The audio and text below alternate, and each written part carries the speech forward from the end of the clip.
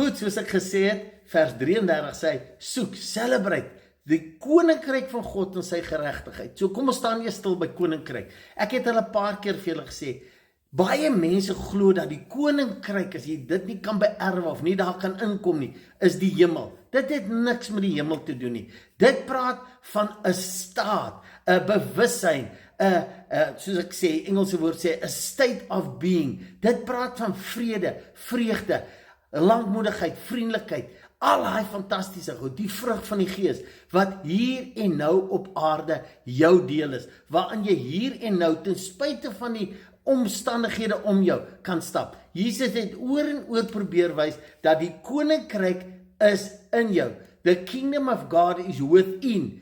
En dis wat ek en jy moet ontdek, want dit is in ons, maar ons siel, ons denke, hou ons baie keer weg af van. So die koninkryk is nie 'n plek nie, is 'n toestand, 'n state of mind.